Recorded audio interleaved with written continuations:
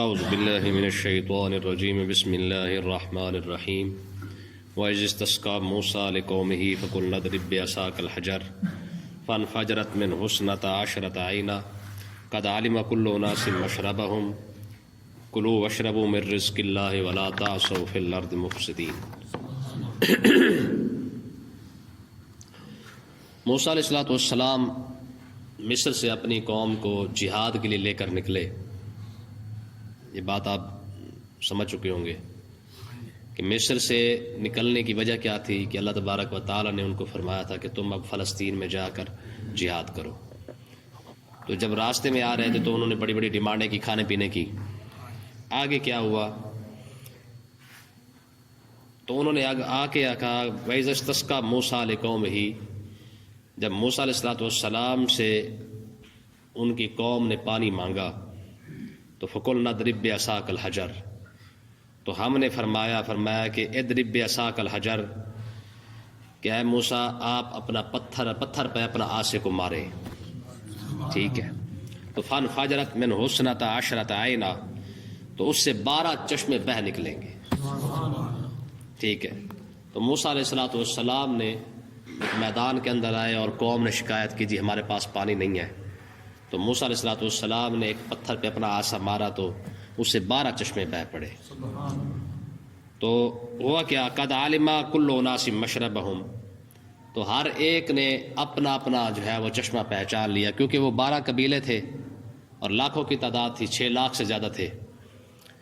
تو ہر ایک نے اپنا اپنا چشمہ پہچان لیا کہ اس پر چشمہ کون سا ہے، وہ اسی سے پینے لگ گئے۔ تو کلوا واشربوا من رزق اللہ، تو اللہ تبارک و تعالی نے ارشاد فرمایا تم کھاؤ اور پیو اللہ کے رزق میں سے، وَلَا تَعْثَوْا فِي الْأَرْضِ مُفْسِدِينَ، لیکن زمین کے اندر فساد نہ پھیلاؤ۔ دیکھیں یہ موسیٰ علیہ السلام کے معجزات میں سے ایک بہت بڑا معجزہ ہے کہ آپ نے عصا جو ہے وہ پتھر پہ مارا تو اس سے چشمے جاری ہو گئے۔ ٹھیک ہے، اور قوم نے جو ہے وہ اس میں سے 12 چشمے نکلے اور 12 نے جو ہے وہ اپنا اپنے چشمے سے پانی پینا شروع کر دیا۔ آقا علیہ السلام ایک سفر میں تشریف لے کے جا رہے تھے، صحابہ کرام نے یہی پانی کی شکایت کی کہ یا رسول اللہ ہمارے پاس پانی نہیں ہے۔ تو کریم آقا علیہ السلام نے فرمایا کہ جس کے پاس جتنا پانی ہے وہ لے آؤ۔ ٹھیک ہے، مشکیزوں کے اندر تھوڑا تھوڑا پانی جو ہے وہ 2 4 قطرے تھوڑا تھوڑا سا نکلا، ایک گلاس بھی شاید نہ ہو۔ وہ لے کے آ گئے آقا علیہ السلام کے سامنے، ایک بڑا سا جو برتن تھا اس کے اندر وہ اس کو رکھ دیا گیا۔ تو کریم آقا علیہ السلام نے اس کے اندر اپنا ہاتھ مبارک رکھا تو اللہ تبارک و تعالی نے آپ کے 10 مبارک سے پانی کے چشمے جاری کر دیے۔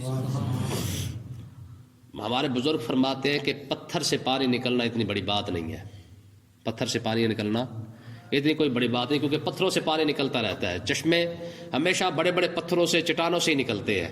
کہتے ہیں یہ بھی اس میں کوئی شک نہیں کہ موسیٰ علیہ السلام کا معجزہ کمال ہے کہ آپ نے پتھر پہ مار کے جو ہے اتنے چشمے جاری کر دیے، اس میں کوئی بڑی بات نہیں، کوئی شک نہیں ہے، یہ بہت بڑا معجزہ ہے۔ کہتے ہیں کہ لیکن ہمارے نبی کا معجزہ اس سے بہت زیادہ آگے ہے۔ پتھروں سے پانی نکلنا وہ تو قدرت سے نکلتا ہی آ رہا ہے، لیکن گوشت پوشت سے ہاتھ سے پانی کو نکال دینا یہ صرف کریم آقا علیہ السلام کا معجزہ ہے۔ یہاں میرے پاس ایک کتاب پڑھی ہے لائبریری کے اندر، ہمارے ایک بزرگ گزرے شیخ عبد الکریم الجیلی، وہ فرماتے ہیں کہ اللہ تبارک و تعالی نے، جواہر البحار کتاب کا نام ہے، وہ کہتے ہیں کہ اللہ تبارک و تعالی نے اپنے محبوب کو ہر وہ صفت عطا فرمائی ہے جو صفت اللہ تبارک و تعالی نے اپنے لیے خاص فرمائی ہے۔ وہ کہتے ہیں صفت خالقیت جو ہے نا، صفت خالقیت یعنی خالق ہونا۔ میں یہ مسئلہ ہمیں سمجھ نہیں آ رہا تھا کہ اللہ تبارک و تعالیٰ تو خالق ہے، لیکن رب نے یہ صفت اپنے محبوب کو کیسے عطا فرمائی ہوگی۔ جب ہم نے یہ معجزہ پڑھا نا آقا علیہ السلام کا کہ آپ کے ہاتھوں سے پانی نکلا ہے، فرمایا کہ اس وقت ہمیں صفت خالقیت جو تھی جو اللہ تبارک و تعالیٰ نے اپنے محبوب کو عطا فرمائی ہے، ہمیں پھر جا کے سمجھ آیا کہ دنیا جہان کے پانی زمین سے نکالنا، پتھر سے نکالنا، یہ رب کے خالق ہونے کی دلیل ہے۔ ٹھیک ہے، اور اپنے ہاتھ سے پانی نکالنا یہ رسول اللہ کے خالق ہونے کی دلیل ہے کہ اس خالق نے اپنے محبوب کو خالق ایسا بنایا ہے۔ ٹھیک ہے، تو اللہ تبارک و تعالیٰ نے ارشاد فرمایا کہ تم کھاؤ صحیح، پیو صحیح، وَلَا تَعْثَوْا فِي الْأَرْضِ مُفْسِدِينَ، جو ہم نے رزق حلال تمہیں دیا اسی سے کھاؤ پیو، لیکن زمین کے اندر فساد نہ پھیلاؤ۔ مطلب کیا ہے؟ جو تمہارے لیے حلال ہے تم اس میں سے کھا لو، لیکن جو حرام ہے اس کی طرف نہ جاؤ۔ آگے کیا ہوا جی؟ وَإِذْ قُلْتُمْ يَا مُوسَىٰ لَن نَّصْبِرَ عَلَىٰ طَعَامٍ وَاحِدٍ، ذرا شوق مزاج چیک کریں قوم کی، ٹھیک ہے؟ کہتے ہیں جناب جب اللہ تبارک و تعالیٰ نے ارشاد فرمایا وَإِذْ قُلْتُمْ يَا مُوسَىٰ، جب تم نے کہا اے موسیٰ، ہے جی، بدتمیزی کی بھی تو حد ہوتی ہے کہ نہیں ہوتی؟ جب بھی اپنے نبی کو بلایا نام لے کے بلایا ہے، ٹھیک ہے؟ یہ واحد کریم آقا علیہ الصلوۃ والسلام کی امت ہے، جب بھی نام لے کے بلایا یا تو رسول اللہ کہا یا نبی اللہ کہا یا رحمت للعالمین کہا ہے جی۔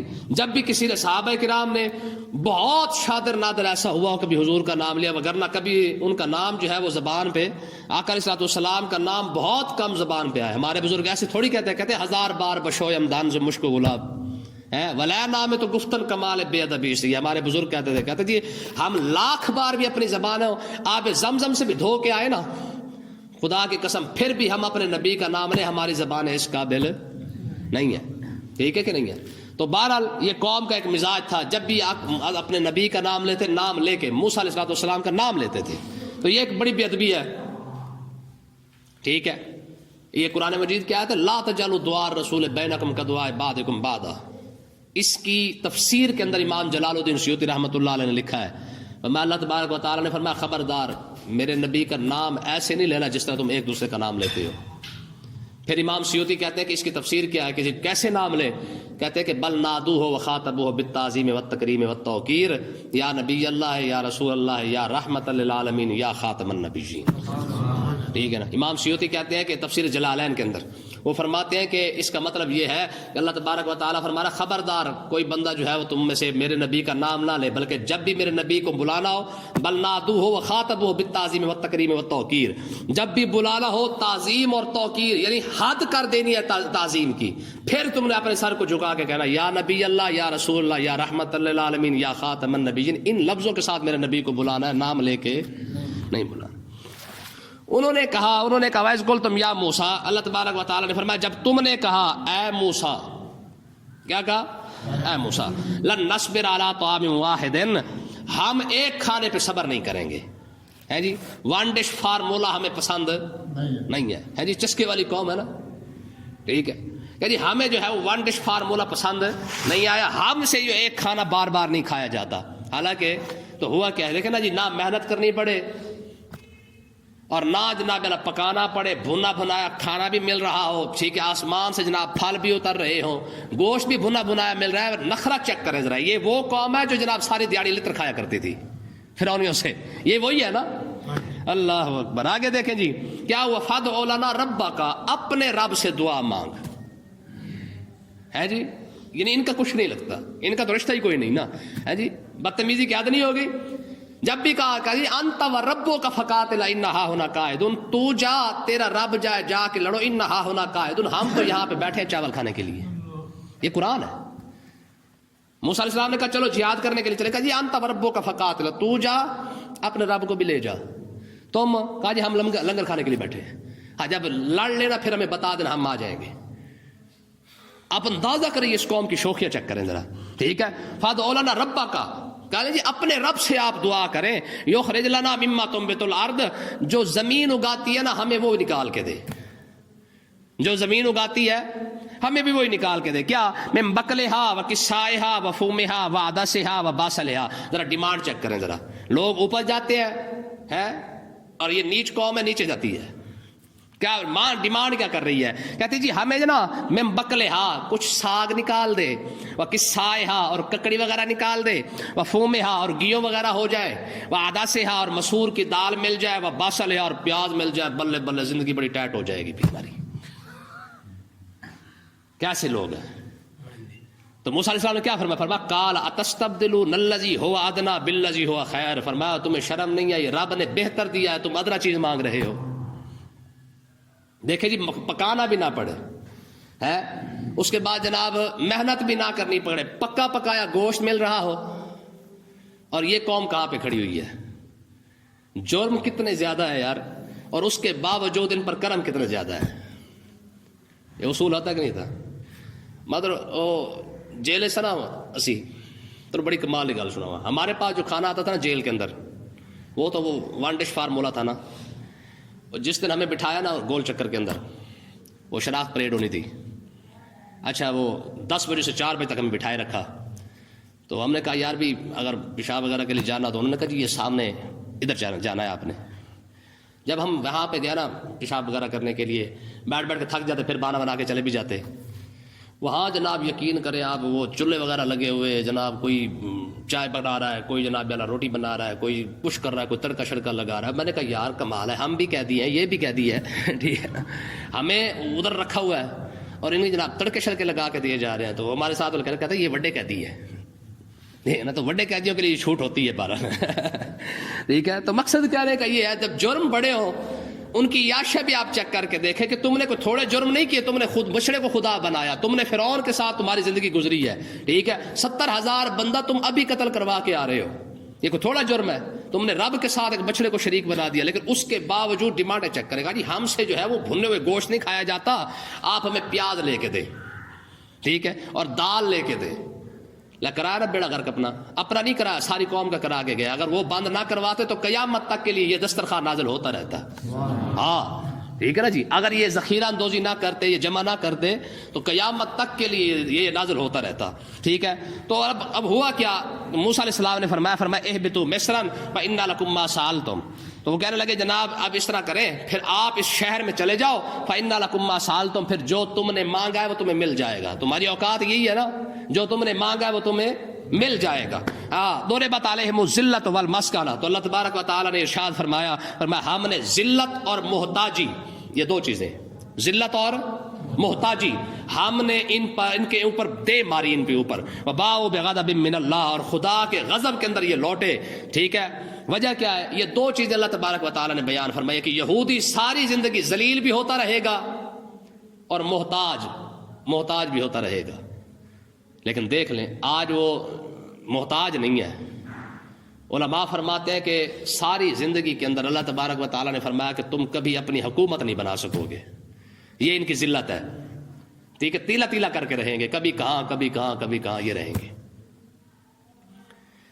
تو جب اللہ تبارک و تعالیٰ نے فرما دیا کہ یہ حکومت نہیں بنا سکیں گے، تو آج پھر اسرائیل کیسے بن گیا ہے؟ اس کا جواب 1400 سال پہلے قرآن نے دے دیا ہے کہ اسرائیل کیسے بنے گا.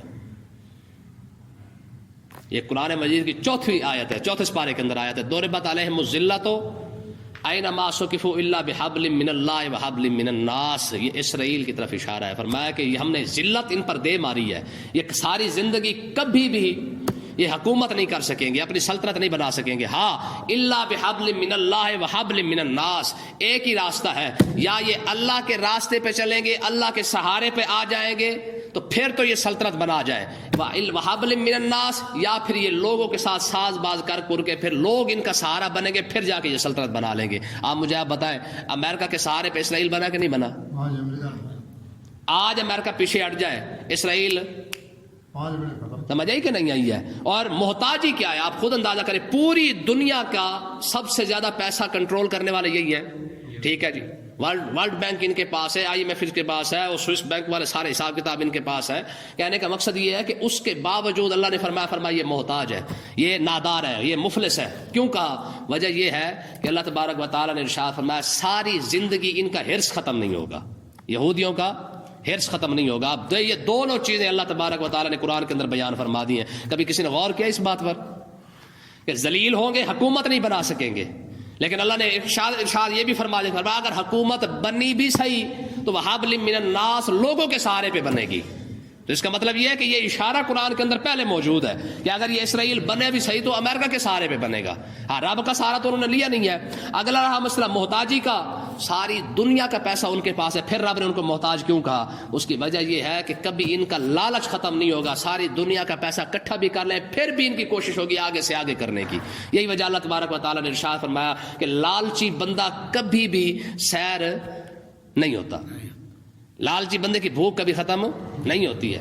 شیخ سعدی رحمۃ اللہ علیہ فرماتے ہیں کہ ایک کمبل کے اندر 2 فقیر تو سما جاتے ہیں، ایک کمبل میں 2 فقیر سو سکتے ہیں، لیکن ایک ملک میں 2 بادشاہ نہیں سو سکتے. فرمایا ان کا لالچ بھی سیم اسی طریقے سے ہے. پوری دنیا کا نظام کنٹرول کر کے اس کے باوجود بھی ان خبیثوں کا لالچ ختم نہیں ہوا ہے. آگے دیکھیں جی، فرمایا اللہ تبارک و تعالی نے فرمایا ذالک بانہم کانوا یکفرون بآیات اللہ. فرمایا کہ ہم نے ذلت ان پر کیوں ماری ہے، ہم نے محتاجی ان پر کیوں رکھی ہے، وباؤ بغضب من اللہ، اللہ نے ان پر غضب کیوں کیا ہے. اس کی وجہ اللہ تبارک و تعالی نے آگے بیان فرمایا ذالک بانہم کانوا یکفرون بآیات اللہ. ایک تو انہوں نے اللہ کی آیتوں کا انکار کیا، اللہ کی آیتوں کا مطلب اللہ تبارک و تعالیٰ کے احکامات کا انکار کیا. پہلے ترلے کرتے رہے کہ مالک ہمیں کتاب عطا فرما، ہم تو عمل کریں گے. جب اللہ تعالیٰ نے کتاب عطا فرمائی بھی تم جہاد کرو، تم فلانا کام کرو، فلانا کام کرو، جب جیسے دیکھا بھی یار یہ تو کام بڑا خراب ہے، صدقہ دینا پڑتا ہے، زکوٰۃ دینی پڑتی ہے، جہاد کرنا پڑتا ہے، تو پھر کیا ہوا؟ اسی وقت اللہ تبارک و تعالیٰ کے احکامات کو چھوڑ دیا. آج دیکھ لیں مسلمان بھی یہی کام کر رہا ہے کہ نہیں کر رہا.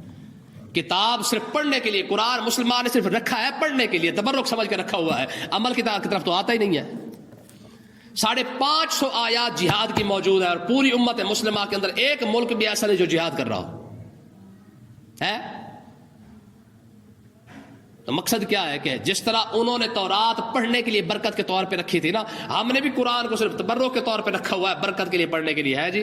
جب یاسین پڑھ لیں 10 قرآن پاک کا ثواب، الرحمن پڑھ لیں 20 قرآن پاک کا ثواب، بقرہ پڑھ لیں 50 قرآن پاک کا ثواب. بس ثواب تک رکھا ہوا ہے، عمل والا چکر نہیں ہے.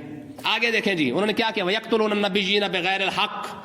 ایک تو انہوں نے اللہ کے احکامات کو چھوڑ دیا، دوسرا انہوں نے کیا کیا، انبیاء کو ناحق انہوں نے شہید کر دیا. حضرت زکریا علیہ السلام کو یہودیوں نے شہید کیا، یحییٰ علیہ السلام کو شہید کیا، شایع علیہ السلام کو شہید کیا، عیسیٰ علیہ السلام کو تو اپنا سولی دینے کے لیے پہنچ گئے تھے، پھانسی لٹکانے کے لیے چلے گئے تھے. تو ان خبیثوں کے اتنے بڑے بڑے جرم ہیں، اور انہوں نے ایک دن کے اندر 70 نبیوں کو شہید کیا ہے، 70 نبیوں کو ایک دن کے اندر شہید کیا ہے. تو اللہ تبارک و تعالیٰ نے ارشاد فرمایا ذالک بما عصوا وکانوا یعتدون. میں یہ ہم نے جو ان پر ذلت اور محتاجی ماری ہے، ہم نے جو ان کو ذلیل کیا ہے نا، یہودیوں کو ان پر لعنت بھیجی ہے، اس کی وجہ یہ ہے کہ یہ حد سے زیادہ بڑھنے والے لوگ تھے.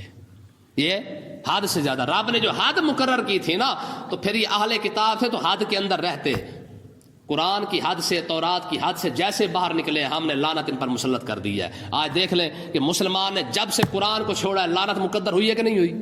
پوری دنیا کے اندر مسلمان، قرآن کو ماننے والا بندہ جب سے قرآن کو چھوڑ کے چلا ہے، جس طرح یہودی ذلیل ہوئے، آج امت مسلمہ ذلیل ہو رہی ہے. ہوئی ہے کہ نہیں ہوئی ہے؟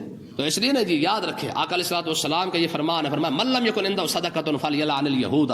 حضور نے فرمایا یہ تو ایسی ذلیل قسم کی قوم ہے کہ اگر میری امت تمہارے پاس اگر صدقہ دینے کے لیے کوئی شے نہ بھی ہو، تم یہودیوں پر لعنت بھیجنا، رب تمہارا یہ بھی صدقہ ہی لکھ دے گا.